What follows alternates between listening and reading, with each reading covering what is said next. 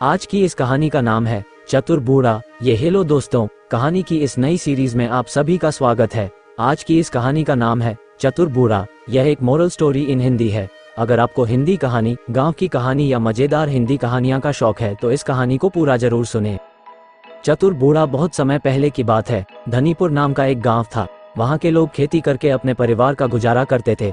अपनी अपनी हरी भरी और लहराती फसलें देखकर लोग काफी खुश होते थे। उन सभी के खेत पहाड़ी चट्टानों के बीच में थे।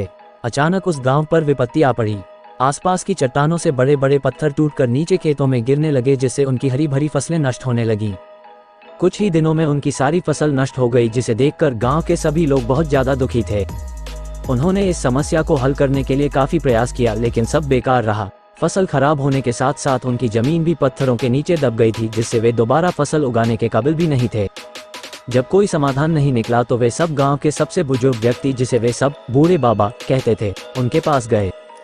बूढ़े बाबा ने उनसे कहा, रुको रुको, एक एक करके अपनी समस्या बताओ। तो सबने कहा, बाबा, हम सब की समस्या एक ही है। हमारी हरी भरी लहराती फसल चट्टानी पत्थरों के नीचे दबकर अपनी जान दे चुकी है। खाने को तो हमारे पास अब कुछ रहा ही नहीं और पत्थरों ने हमारी जमीन को भी घेर लिया है, जिससे हम दोबारा फसल भी नहीं उगा सकते। अगर ऐसा ही चलता रहा तो हमें आने वाले दिनों के लिए भोजन की व्यवस्था करने के बारे में भी सोचना पड़ेगा। लोगों की बातें सुनकर बूढ़े बाबा थोड़ा सोचने लगे, लेकिन इसी बीच गांव के कुछ लोग बोले, क्यों ना हम शहर चले जाएं?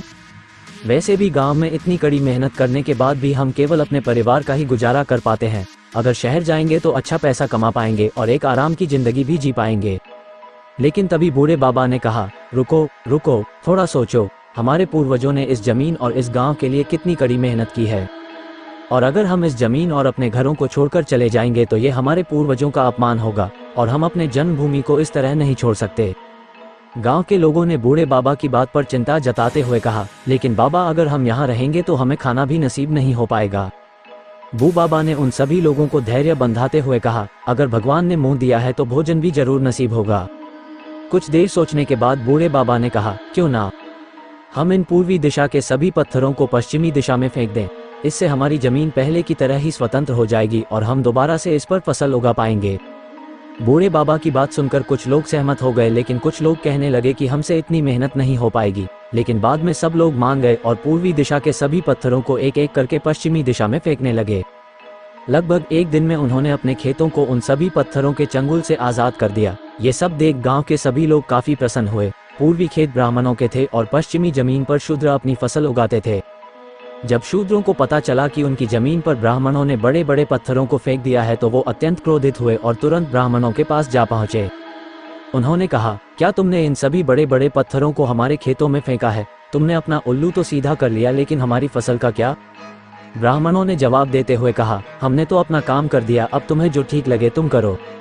ये सुनकर शूद्र काफी गुस्सा हुए और उन्होंने तुरंत पश्चिमी दिशा के सभी पत्थरों को एक एक करके पूर्वी दिशा में फेंक दिया। दिन भर यही सब चलता रहा। कभी पत्थर पूर्वी दिशा में तो कभी पश्चिमी दिशा में। कुछ देर बाद हार कर सभी लोग बूढ़े बाबा के पास गए। उन्होंने अपनी सभी समस्याओं को उन्हें ठीक से बताया। बूढ़े बाबा ने हल बताते हुए कहा, एक काम करो, तुम इन पत्थरों को पूरे खेत की बजाय खेत के कोने पर इकट्ठा कर दो। बाकी बची हुई जमीन पर तुम फसल उगा पाओगे। लेकिन इस बार बूढ़े बाबा की बात मानने से सभी लोगों ने इनकार कर दिया।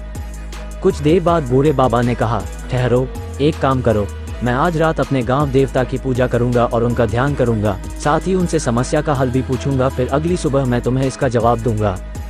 गांव के सभी लोग बूढ़े बाबा की बात से सहमत हुए और उन्होंने कहा कि गांव देवता जो भी कहेंगे हम उनके आदेश का पालन करेंगे। अगली सुबह बूढ़े बाबा के पास सभी लोग इकट्ठा हुए और अपनी समस्या का समाधान पूछने लगे। बूढ़े बाबा ने कहा, गांव देवता ने कहा है कि हमारे यहाँ की सबसे ऊंची चट्टान पर उनका एक विशाल मंदिर बनवाया जाए, और साथ ही यह भी कहा है कि हम सबके घर उस मंदिर के आसपास ही होने चाहिए। गांव के सभी लोग इस बात से सहमत हुए और मंदिर बनवाने का काम शुरू दिए। सभी लोगों ने मिलजुल कर एक एक पत्थर को ऊपर चट्टान पर ले जाना शुरू कर दिया। भारी पत्थरों को तोड़ लिया गया और छोटे छोटे पत्थरों में बदलकर उन्हें घर बनाने में इस्तेमाल कर लिया। कुछ ही दिनों में एक विशाल मंदिर और उसके आसपास घर भी बनकर तैयार हो गए। ये देखकर गांव के सभी लोग काफी खुश हुए। अब ब्राह्मण और शूद्र दोनों के खेतों से पत्थरों का नामो निशान भी मिट चुका था, क्योंकि सारे पत्थर मंदिर और घर बनाने में इस्तेमाल हो चुके थे। अब उनकी जमीन पहले की तरह स्वतंत्र हो चुकी थी और वे उस पर पहले की तरह फसल भी उगा सकते थे। अब उन्हें गांव छोड़कर जाने की भी कोई जरूरत नहीं थी। साथ ही चतुर बूढ़े बाबा ने अपने दिमाग का इस्तेमाल करके उन सभी लोगों की समस्या को भी सुलझा दिया। अब ब्राह्मण और शूद्र दोनों एक साथ उन्हीं घरों में रहते और उस मंदिर के सभी कार्यों को पूरा करते। गांव में पहले की तरह ही खुशहाली और भाईचारा बन गया। इस कहानी से आपने क्या सीखा, नीचे कमेंट में हमें जरूर बताएं। हेलो दोस्तों, मैं हूं आपका अपना दोस्त सुनील। यहाँ मैं कुछ अनोखी कहानियों के साथ आपका मनोरंजन करूंगा। अगर आपको हमारी कहानी पसंद आए तो हमें सपोर्ट करें और अपना प्यार बनाए रखें।